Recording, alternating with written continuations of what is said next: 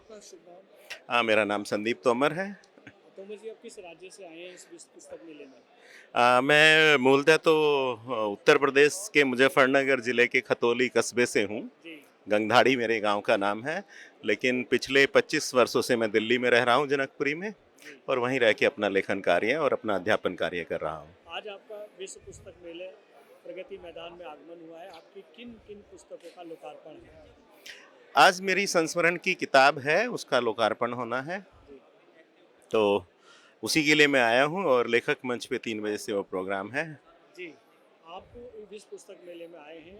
आज के युवा को देखा जा रहा है कि वो पुस्तकें पढ़ते नहीं है, या ये कहें कि पढ़ने की शैली उनकी कम हो गई है। उन युवाओं को इस विश्व पुस्तक मेले के आधार पे क्या कहना चाहेंगे? मुझे लगता है प्रकाश जी, जो आज का नया पाठक वर्ग है, जिसे हम युवा वर्ग कह रहे हैं, उसकी पढ़ने की प्रवृत्ति थोड़ा कम ज़रूर हुई है, छूटी नहीं है, सिर्फ माध्यम बदला है। अब वो प्रिंटेड किताबों की बजाय जो डिजिटल मीडिया है उसकी तरफ उन्मुख हुआ है, तो वो डिजिटल मीडिया पे पढ़ता है।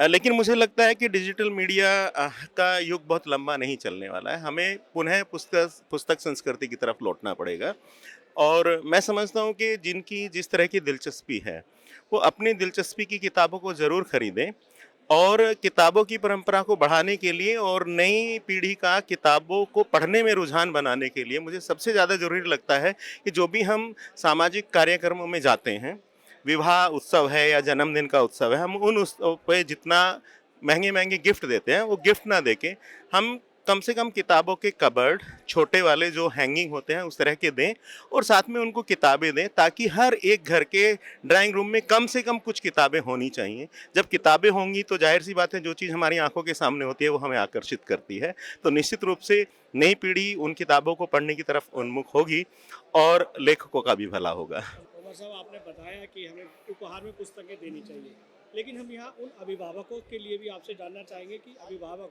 साहित्यिक आयोजन हो या सांस्कृतिक आयोजन हो, उसमें खुद जाते हैं या अपनी सहयोगी के साथ, पति के साथ, पत्नी के साथ जाते हैं, लेकिन अपने बच्चों के साथ नहीं जाते। बच्चों के अगर साथ ले जाया जाए तो उनके भीतर भी साहित्य की रुचि बढ़ेगी, पढ़ने की रुचि बढ़ेगी। इस विषय में क्या कहेंगे? नहीं, ओम प्रकाश जी, मैं आपकी बात से बिल्कुल सहमत हूँ। अगर हम पुस्तक मेलों में या जो छोटे-छोटे या बड़े कार्यक्रम या हम गोष्ठियाँ आयोजित करते हैं, उन गोष्ठियों में अगर हम बच्चों को लेके जाएँ, उनकी दिलचस्पी उनमें पैदा होगी, इसमें कोई संदेह नहीं है।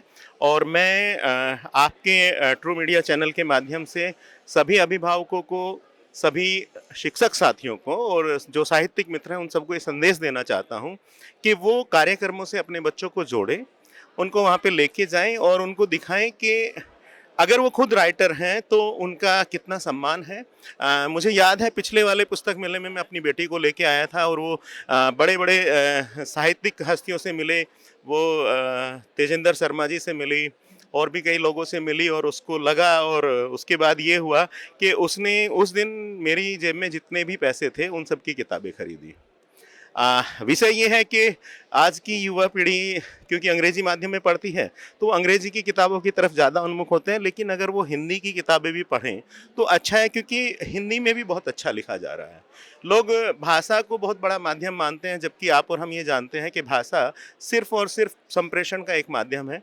वो आप अंग्रेजी में लिखें, वो आप हिंदी में लिखें, जो बात आपको कहनी है वो बहुत दूर तक जाएगी। और निश्चित रूप से जब हम इस तरह के आयोजन में अपने बच्चों को लेके जाते हैं, तो बच्चे किताबों की तरफ आकर्षित होते हैं। जैसे मैंने अपनी बेटी का उदाहरण दिया, तो सभी लोगों को ऐसा करना चाहिए। मैं इस बार भी लेके आता, मेरे घर में एक ट्रेजेडी हुई है।